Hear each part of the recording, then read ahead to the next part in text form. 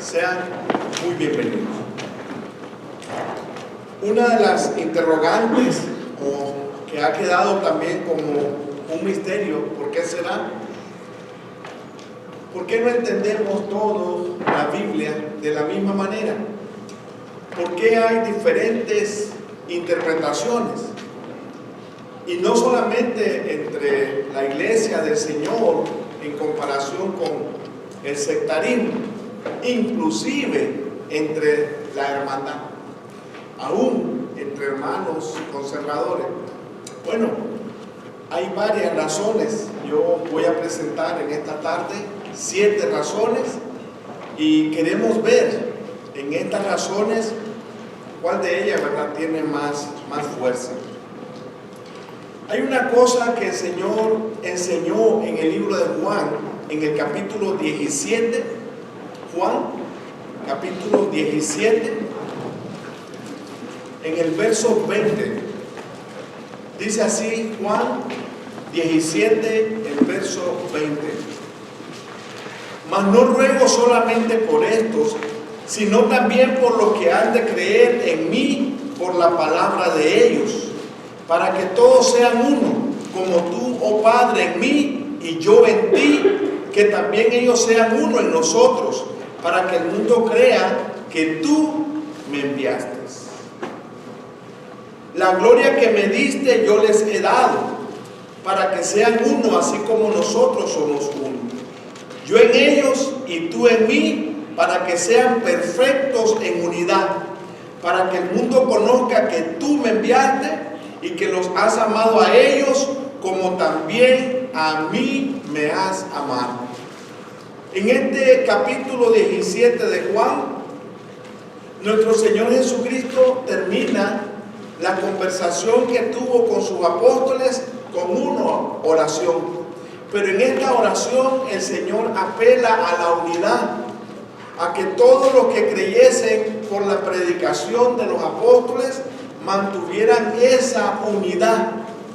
Y si esta fue una petición del Señor hecha en una oración, significa entonces que la unidad como creyentes es posible. Y no solamente es posible, cada hermano y cada hermana tiene que hacer todo lo que esté a su alcance para mantener la unidad. Dice el apóstol Pablo, escribiéndole a los hermanos en Corinto, primera carta del apóstol Pablo a los Corintios, en el capítulo 1, veamos allí del verso 10 al 13. Dice así el apóstol Pablo a los hermanos en Corinto, primera de Corintios 1, verso 10. Os ruego pues, hermanos, por el nombre de nuestro Señor Jesucristo, que habléis todos una misma cosa, y que no haya entre vosotros divisiones, sino que estéis perfectamente unidos en una misma mente y en un mismo parecer. Porque he sido informado acerca de vosotros, hermanos míos, por los de Cloé, que hay entre vosotros contiendas. Quiero decir que cada uno de vosotros dice: yo soy de Pablo, y yo de Apolos, y yo de Cefas, y yo de Cristo. ¿Acaso está dividido Cristo? ¿Fue crucificado Pablo por vosotros? ¿O fuisteis bautizados en el nombre de Pablo? Los corintios tenían un problema serio de división, y la razón fundamental de su división era la carnalidad. Y cada hermano se estaba identificando con la persona que le había bautizado o con la persona que le estaba enseñando, que le había edificado. El apóstol Pablo hace una exposición clara de que la iglesia o los hermanos no tenemos que estar divididos. Algunos hermanos creen que de estos 4 grupos, el grupo que estaba bien era el que decía: yo soy de Cristo. Bueno, si lo vemos desde el punto de vista de que todos pertenecemos a Cristo, o que todos estamos unidos a Cristo desde el momento que nos bautizamos, es correcto. Pero si lo estamos viendo como grupo, como partido, no sería así. Todos ellos tenían que entender qué era Pablo, qué era Apolo. Simplemente eran servidores. Dice Pablo: yo sembré, Apolo regó, pero el crecimiento lo ha dado Dios.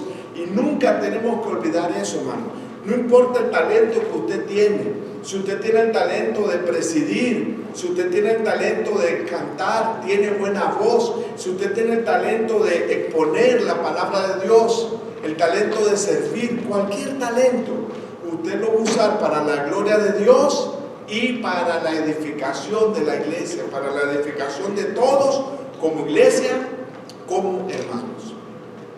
¿Por qué entonces no vemos la Biblia? ¿O por qué no interpretamos la Biblia de la misma manera? Primera razón, tenemos diferentes actitudes hacia la Biblia. ¿Cómo es eso? Bueno, veamos lo que el Señor nos dice en Mateo capítulo 7, el verso 21. Mateo, el capítulo 7, veamos allí lo que el Señor nos dice en el versículo 21. Dice así, Mateo 7, el verso 21. No todo el que me dice, Señor, Señor, entrará en el reino de los cielos, sino el que hace la voluntad de mi Padre que está en los cielos. Hay una gran diferencia entre decir y hacer. Decir es fácil. Llamarle Señor, Señor es fácil. Pero hacer su voluntad se requiere obediencia, se requiere convicción, se requiere sinceridad. Entonces, mucha gente en el día final van a tener sorpresa. Miren los dos versos que siguen, dicen versos 22 y 23. Muchos me dirán en aquel día, Señor, Señor, ¿no profetizamos en tu nombre? Y en tu nombre echamos fuera demonios. Y en tu nombre hicimos muchos milagros. Y entonces les declararé, nunca os conocí, apartados de mí, hacedores de maldad. Esta gente se va a acercar al Señor en el día final, en el día del juicio, y le van a, en un sentido, a reclamar. En tu nombre profetizamos, en tu nombre echamos fuera demonios, en tu nombre hicimos muchos milagros. Pero lamentablemente el Señor les va a decir que no los conoce, porque ellos actuaron sin ley, ellos actuaron fuera de los mandamientos de Dios. Ellos no tomaron en cuenta la voluntad de Dios, ellos no vivieron de acuerdo a la voluntad de Dios. Y fíjense en algo importante. El Señor no niega que ellos hayan hecho todos esos milagros, todas esas profecías y todo lo que están pregonando. ¿Sabe por qué? Porque Satanás también usa poder para engañar a sus seguidores o para engañar a los que no aman la verdad. Y es ahí donde está la confusión de muchas personas. Hermano, cuando usted tiene una actitud no buena y va a leer la Biblia con una mente o con una idea de probar una idea o de probar un concepto, usted no está yendo a la Biblia con la mejor actitud. Usted no va a ir a la Biblia para probar algo, no, usted va a ir a la Biblia con mente limpia, con un corazón dispuesto a aprender, con una disposición de conocer, no con ideas preconcebidas. Entonces, cuando la gente va a abrir su Biblia, a buscar una prueba, a buscar un texto para probar algo, ya desde allí se está equivocando. La Biblia no es para eso. El hombre tiene que aprender a ser más humilde, más sumiso y saber que aquí hay un mensaje para nosotros, que lo tenemos que conocer, que tenemos que entenderlo para que nosotros lo podamos obedecer. Mire lo que el apóstol Pablo le dijo a los hermanos en Roma. Romanos capítulo 6, el versículo 17 y versículo 18. Algunos creen que la Biblia no puede ser entendida. Entonces miren lo que dice el apóstol Pablo, Romanos 6, verso 17 y el versículo 18. Dice así: pero gracias a Dios, que aunque erais esclavos del pecado, habéis obedecido de corazón a aquella forma de doctrina a la cual fuisteis entregados, y libertados del pecado, vinisteis a ser siervo de la justicia. El hombre debe de entender con el corazón en qué situación espiritual está y qué es la promesa que el Señor le está haciendo en este verso. El punto es este: si una persona no puede entender la voluntad de Dios, entonces es también difícil o imposible que pueda ser salvo. Pero si el hombre puede entender la voluntad de Dios, puede entender las condiciones que Dios pone, entonces hay esperanza de salvación. Porque muchos dicen eso: no, es que no se puede entender la voluntad de Dios, o la Biblia está escrita de una manera que no se puede entender. Pues si no se puede entender, tampoco se puede obedecer, y tampoco el hombre podría ser salvo. Otros tienen, hermano, esta idea: tenemos diferentes interpretaciones porque cada quien la entiende a su modo. Cada quien saca la conclusión o la aplicación que quiere. Bueno, entonces, ¿será que Dios nos envió un mensaje que no lo podemos entender? ¿Un mensaje en código que no podemos descifrar? ¿Con qué sentido? ¿Con qué propósito nos mandaría Dios un mensaje en código que no podemos entonces entender? La Biblia dice diferente. Mire lo que el apóstol Pablo le escribió a los hermanos en Efesios. Efesios capítulo 3, verso 4.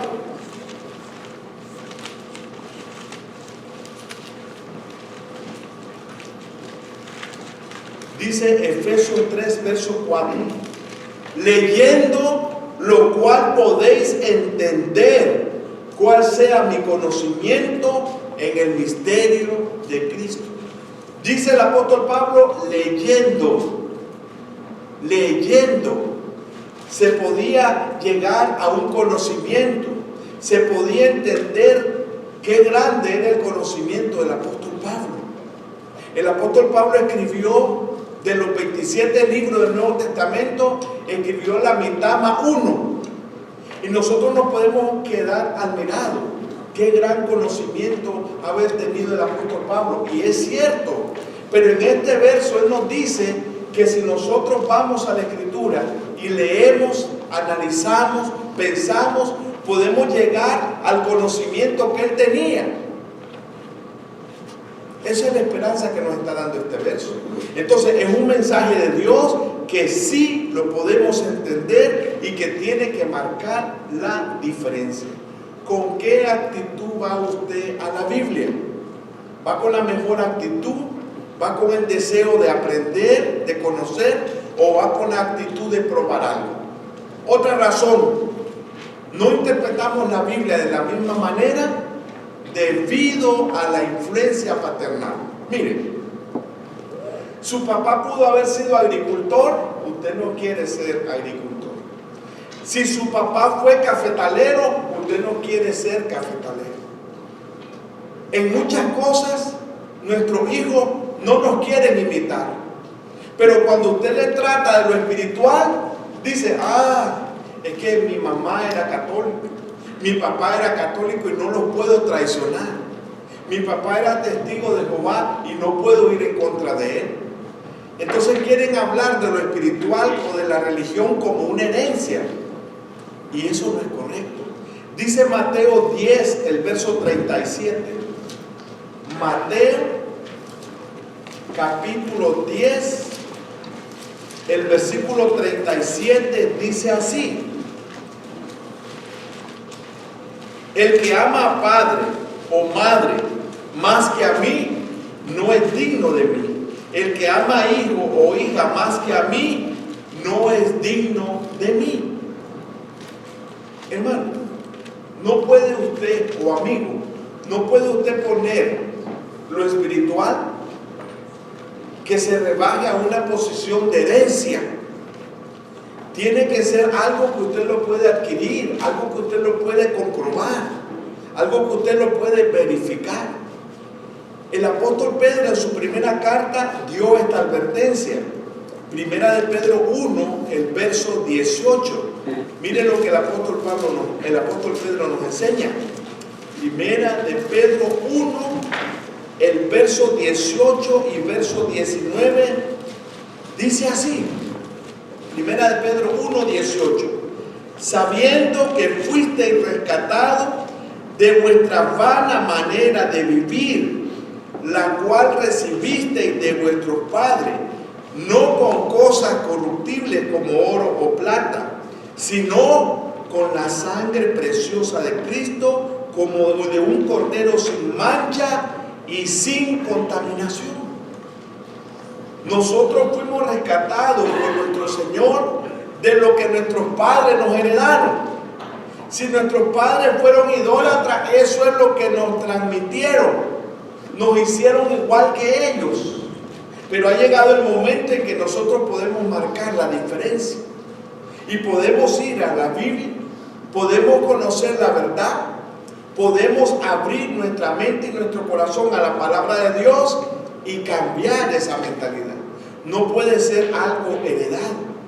Cuando el hombre ya tiene uso y razón, ya es responsable de su vida. Mire lo que el apóstol Pablo le escribió a los hermanos en Roma. Romanos capítulo 14, el verso 12. Dice así Romanos 14, verso 12. De manera que cada uno de nosotros dará a Dios cuenta de sí. En el día del juicio no va a estar a su lado ni su mamá, ni su papá, ni su esposa, ni sus hijos para acusarlo o defenderlo. Usted va a estar solo ante el tribunal de Cristo. Como dice 2 Corintios 5, verso 10, es necesario que cada uno de nosotros comparezca ante el tribunal de Cristo. ¿Y sabe qué vamos a recibir? Según lo que hayamos hecho mientras estábamos en el cuerpo, sea bueno o sea malo. Allí no va a estar mi mamá para defenderme, ni mi papá. Ellos también van a estar ante Cristo dando cuenta de sí. Entonces, si es una responsabilidad individual, ¿por qué dejar que la influencia paterna mantenga su mente en un error? ¿Cómo pensará la gente que crecieron con conceptos errados, como el canibalismo? Usted no va a dejar de ser caníbal porque sus antecesores eran caníbales. No va a cambiar su mentalidad. Usted quiere ser más que sus padres en lo secular, pero ¿por qué también no ser mejor en lo espiritual? Muchos dicen, es posible que mis padres estaban equivocados, pero esto es lo que ellos me heredaron y yo no los puedo traicionar. Bueno, ya es difícil poderle ayudar con ese tipo de mentalidad. Otra razón, ¿por qué no interpretamos la Biblia todo de la misma manera? Por los credos de los hombres. Hermano, no solamente los mormones inventaron su otro Nuevo Testamento de Jesús, y nos vino José Smith con ese cuento que solamente él y sus seguidores se lo creen. Hermano, cada una de las sectas tiene su manual de fe, mandamientos de hombres que lo que hacen es entorpecer la mente, y lo que hacen en realidad es impedir que el hombre pueda servir a Dios. Eso es lo que Cristo condenó allá en Mateo capítulo 15, verso del 7 al 9. Mateo capítulo 15, versículo del 7 al 9, dice así: hipócritas, bien profetizó de vosotros Isaías cuando dijo: este pueblo de labios me honra, mas su corazón está lejos de mí, pues en vano me honran, enseñando como doctrina mandamiento de hombre. No solamente, hermano, inventaban, los enseñaban como que tal eran mandamientos de Dios. Así dice el Señor, así manda el Señor. Y eran tradiciones de sus padres, eran inventos que a ellos se les había venido a su mente, pero lo estaban enseñando no como mandamiento de hombre, lo estaban enseñando como mandamiento de Dios. Allí mismo, miren lo que el Señor les dice en el verso 13. Mateo 15, versos 13 y 14. Pero respondiendo él dijo: toda planta que no plantó mi Padre Celestial será desarraigada. Dejadlos, son ciegos guías de ciegos. Y si el ciego guiare al ciego, ambos caerán al hoyo. Mucha gente, hermano, cree que no es pecado creer la mentira. Solamente le remito a un capítulo, primer libro de Reyes, capítulo 13. Cuando usted haya leído ese capítulo de Primera de Reyes, capítulo 13, al final usted se va a poder responder la pregunta: ¿será que creer la mentira es pecado? Léalo y usted va a tener la respuesta. Hermano, no podemos poner los inventos de los hombres a la misma importancia de los mandamientos de Dios. Cuando los hombres dejen los mandamientos de hombres y solamente vean los mandamientos de Dios, todo lo que es denominación y sectarismo van a desaparecer. Y habría una verdadera unidad basada en la palabra del Señor. 4. No interpretamos la Biblia o no entendemos la Biblia de la misma manera por diferentes reglas de estudio bíblico. Y voy a mencionar dos.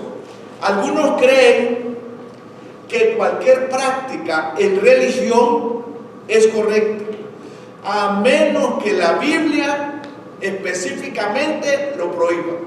Una regla. Otra regla: otros practican en religión nada más lo que la Biblia autoriza. Y usted dirá, ¿cuál de estas dos reglas es más atractiva? ¿O cuál de estas dos reglas nos acerca más a la verdad o nos acerca más a Dios? Bueno, la primera regla es: si Dios no dice que no lo haga, yo lo voy a hacer. Ah, está bonito. Hermano, ¿tendría usted, poniendo este ejemplo, usted manda a la tienda, a la venta a su hijo con dinero, y usted le dice que le compre 1 libra o 1 kilo de azúcar, y usted le da un billete y el niño tiene que traer el vuelto?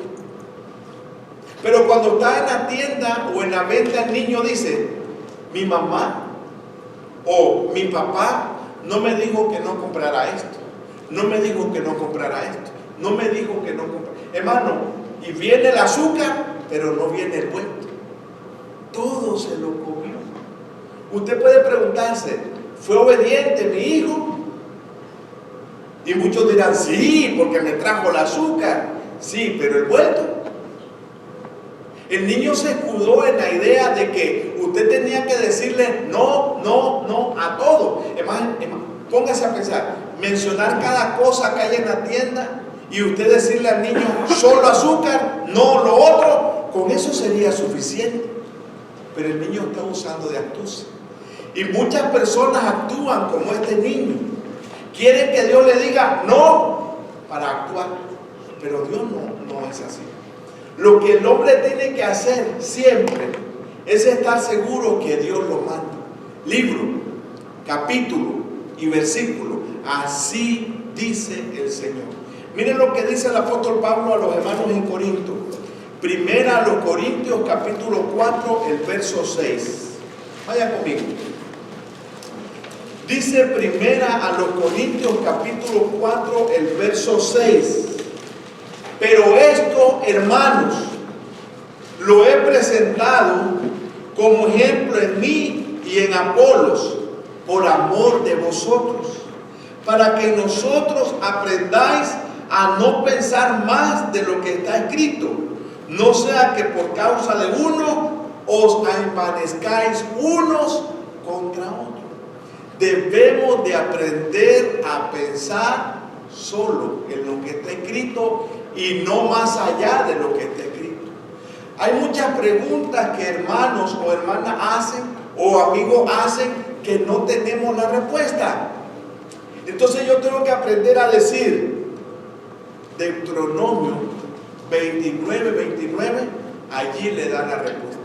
Y la persona va, lo lee y pone una sonrisa. Porque el verso dice que las cosas ocultas o secretas pertenecen a Dios, mas las reveladas son para nosotros y para nuestros hijos. O sea, si Dios no lo reveló, no nos preocupemos, no es importante para nuestra salvación. Si Dios lo reveló, si Dios lo dijo claramente, es importante para nuestra salvación. Tenemos que aprender entonces a respetar esa regla. Romanos 10, verso 17. Miren lo que dice allí el apóstol Pablo.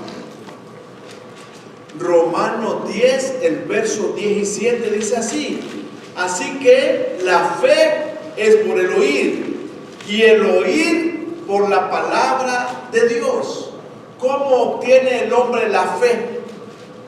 Dice Hebreos 11:1 dice: la fe es la certeza de lo que se espera, la convicción de lo que no se ve. Y dice Hebreos 11:6 que sin fe es imposible agradar a Dios. Y todo el capítulo de Hebreos 11 es el capítulo de los héroes de la fe. Pero ¿cómo obtenemos la fe? Dice el apóstol Pablo que la fe viene cuando oímos la palabra de Dios.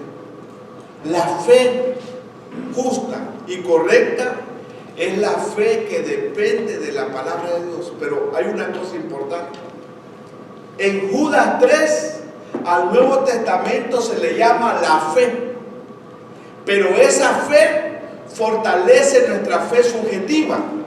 Nuestra fe subjetiva depende de la fe objetiva, que es la palabra de Dios. Pero nada podemos hacer fuera de esa fe. No podemos hacer nada sin autoridad de Dios. Miren lo que el apóstol Pablo le enseñó a los hermanos en Colosenses, capítulo 3, el verso 17. Dice así Colosenses 3, verso 17: y todo lo que hacéis, sea de palabra o de hecho, hacedlo todo en el nombre del Señor Jesús, dando gracias a Dios Padre por medio de Él. Todo lo que vamos a hacer tiene que ser en base a la autoridad del Señor, por la autoridad del Señor. Así lo manda el Señor. Y esto nos va a regular, porque dice el apóstol Juan en su segunda carta lo siguiente. Segunda de Juan, el verso 9, dice así: cualquiera que se extravía y no persevere en la doctrina de Cristo, no tiene a Dios.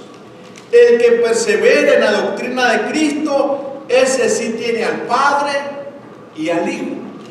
Nosotros tenemos que perseverar en la doctrina de Cristo. No nos tenemos que apartar de la sana doctrina. No podemos abandonar los mandamientos del Señor. Tenemos que aprender a decir sí, Señor.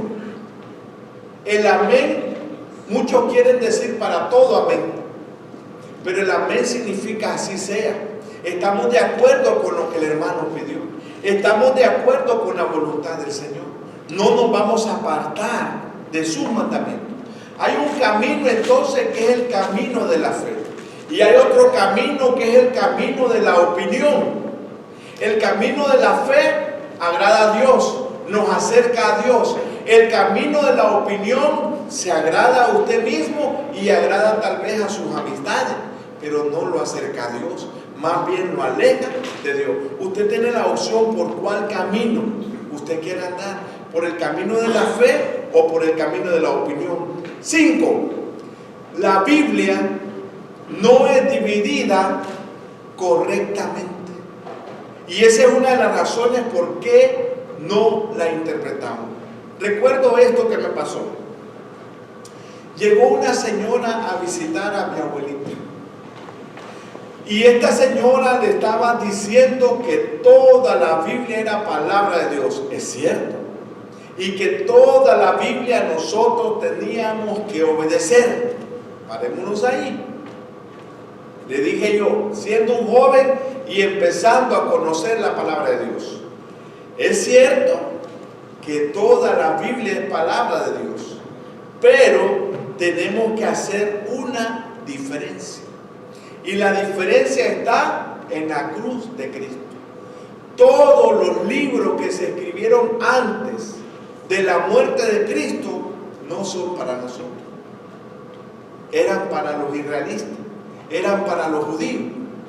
Y todos los que se escribieron después de la cruz de Cristo son para nosotros los que vivimos hoy, para la iglesia, para los cristianos, para los que quieren obedecer. Y me dijo, no es así. ¿Cómo no? Dice 2 de Timoteo, capítulo 2, el verso 15. Dice el apóstol Pablo, 2 de Timoteo, capítulo 2, verso 15. Dice así: procura con diligencia presentarte a Dios aprobado, como obrero que no tiene de qué avergonzarse, que usa bien la palabra de verdad. Y la Biblia de las Américas dice que usa con precisión la palabra de verdad. Entonces este verso nos está diciendo que se puede usar mal, que alguien la puede torcer. No podemos entonces negar esa diferencia.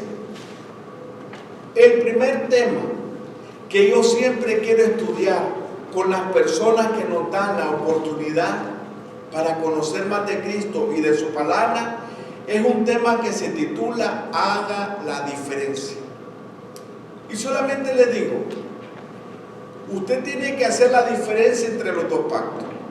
Antiguo Testamento era para los judíos, era un pacto nacional. Y el Nuevo Testamento es para la iglesia, para los cristianos. Y voy y cito Deuteronomio 5, versos del 1 al 3. Oye Israel, los estatutos y decretos que yo pronuncio hoy en vuestros oídos, aprenderlos y guardarlos para ponerlos por obra. Jehová ha hecho pacto con nosotros en Horeb, no con nuestros padres, sino con todos los que estamos aquí hoy vivos. Y antes que termine el Antiguo Testamento, en Malaquías 4:4 se lo vuelve a recordar. Acordaos de la ley de Moisés, mi siervo, al cual encargué en Horeb ordenanzas y leyes para todo Israel. No hay vuelta de hoja. La persona tiene que ver esa diferencia. Ahora le explico. Cuando Cristo muere en la cruz, el antiguo pacto fue cancelado, fue abrogado. Colosenses 2:14, Efesios 2:15, Hebreos 7:12 son textos obligados que tenemos que compartirlos con ellos. Al final entonces la persona logra entender ese tema sencillo. Lo que está en el Nuevo Testamento es para nosotros. Lo que está en el Antiguo Testamento no es para nosotros. Pero hago una salvedad, hago una aclaración. Y siempre tengo que ir a Romanos 15, verso 4. No es que no lo vamos a leer, no es que no sea importante, ¿cómo no? Ahí tenemos mucha enseñanza. El punto es que no son mandamientos para obedecer. Allí lo que nosotros tenemos son ejemplos de cómo Dios bendice a los fieles y cómo Dios castiga a los rebeldes. Ese pueblo fue destruido porque le faltó conocimiento. Oseas 4, verso 6. Hermano, si la persona logró dar la oportunidad de compartir ese tema, vamos sobre riel. Ahora hablemosle de su situación espiritual. ¿Qué es pecado? ¿Qué consecuencia tiene el pecado? Y ahí va, adelante. Si la Biblia no se explica o no se trata de dejar claro en la mente de las personas cuál es su diferencia, hermano, puede hablar y hablar usted y no se va a entender. Número 6. Ninguna autoridad común aceptada. Mire estas opciones. Algunos aceptan los credos formulados y escritos por hombres como autoridad final. Hermano, si usted platica con los mormones, para ellos es más importante los libros que escribió José Smith que la misma Biblia. Hermano, si usted platica con los testigos de Jehová, ningún testigo de Jehová sale sin su libro rojo. ¿Y sabe por qué? Porque el librito rojo es el librito de la respuesta. Allí tienen miles y miles de preguntas en ese librito. Y cuando usted le hace una pregunta, cualquier pregunta que a usted se le ocurra, él va a su librito. Y el librito le pone la pregunta y le da un montón de texto. Aunque tal vez ni tratan el tema. Ningún testigo sale sin su librito rojo. Bueno, otros usan sus sentimientos o emociones en asuntos religiosos. Es que yo creo, es que yo pienso, es que a mí me parece, y eso lo dan como regla. Otro, ¿saben lo que hacen? Ponen en mano, mi conciencia no me acusa, mi conciencia está limpia, mi conciencia, bueno, Hechos 23, verso 1, veámoslo. Dice el apóstol Pablo en este verso lo siguiente, Hechos 23, verso 1. Entonces Pablo, mirando fijamente al concilio, dijo: varones hermanos, yo con toda buena conciencia he vivido delante de Dios hasta el día de hoy.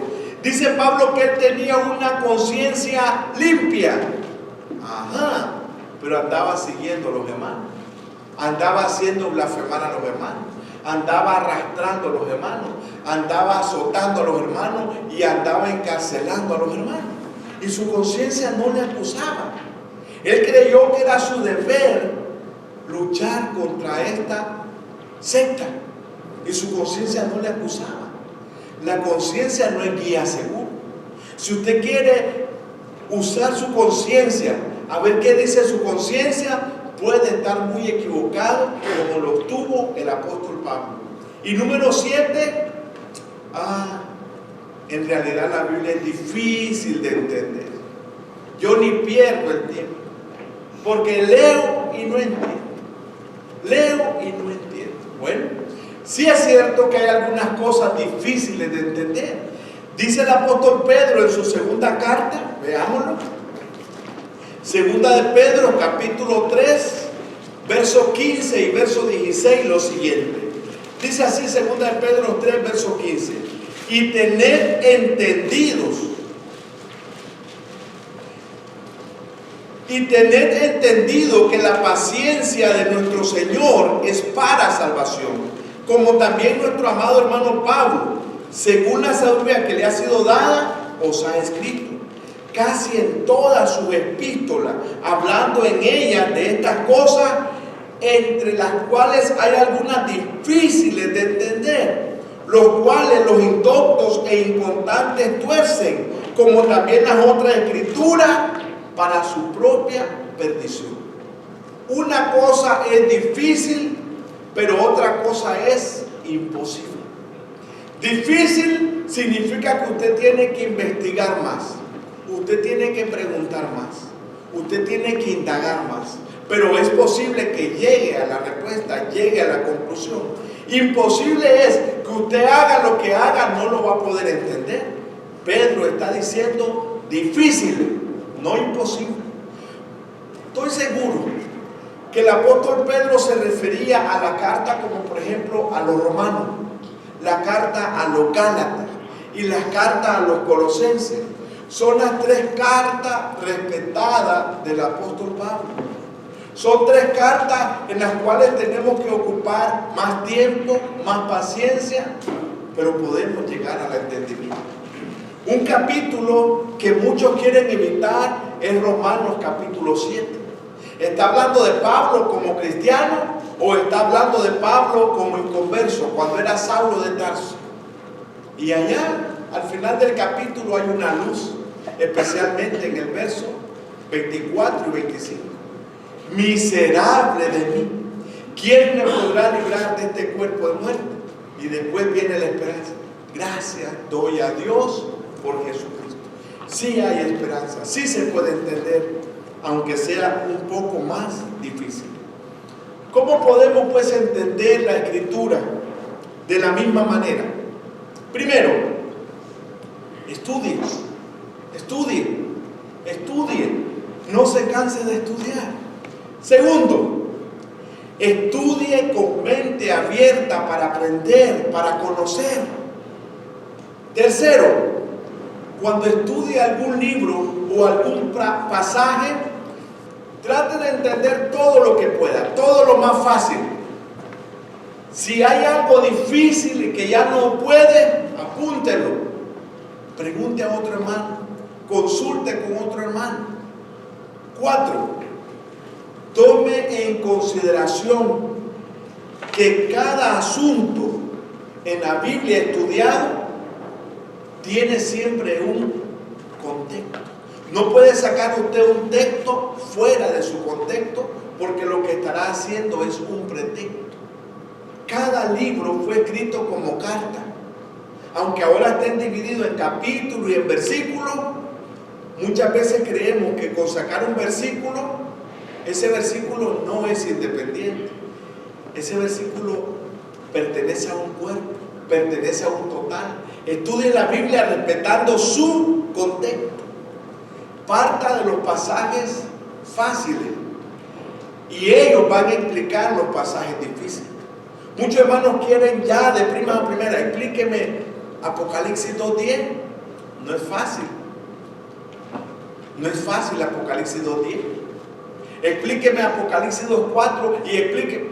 Pero ¿por qué no vamos a la carta de Santiago? ¿Por qué no vamos al libro de los Hechos? ¿Por qué no vamos a conocer la vida de Jesús? ¿Por qué no empezamos por los pasajes claros, sencillos? Después vamos a llegar a lo difícil. Con calma, con calma. Nunca ajuste un pasaje figurativo tratando de explicarlo en contra de un pasaje claro. Al revés, el pasaje claro va a explicar el pasaje figurativo. El cómo en la Biblia es claro. Divida la Biblia correctamente y no se va a confundir. Hermano, que Dios nos dé la oportunidad para que todos podamos entender su palabra de la misma manera. A algunos se les hace más fáciles, a otros se les hace más difíciles, pero Dios quiere que todos comprendamos su palabra de la misma manera. Y hay algo en lo que estamos unidos. Marcos 16:16 declara a nuestros amigos: el que creyere y fuere bautizado será salvo. Será salvo. Mas el que no creyere será condenado. Ahí tenemos la fórmula para ser salvo y ahí tenemos la fórmula para ser condenado. Pasaje de Hechos 2:38 declara al hombre. Cuando la gente dijo ¿qué haremos?, esa gente de Hechos 2 hizo la pregunta más importante que el hombre puede hacer: ¿qué haremos? La respuesta de Dios no se dejó esperar. Arrepiéntanse y bautícense para el perdón de sus pecados y para recibir el don del Espíritu Santo. Y la gente lo hizo. Una cosa más, lo que hizo el eunuco. Él dijo: allí hay agua, ¿qué impide que yo sea bautizado? Si crees de todo corazón, bien puedes. Y él dijo: yo creo que Jesucristo es el Hijo de Dios. Si usted puede confesar la deidad de Cristo, de que Jesús es el Hijo de Dios, entonces usted puede ser bautizado. No olvide que el bautismo es para perdón de pecado. Y como dice 1 Pedro 3:21, el bautismo que corresponde a esto ahora nos salva. Es para salvación. Gracias por su atención. Que el Señor nos bendiga.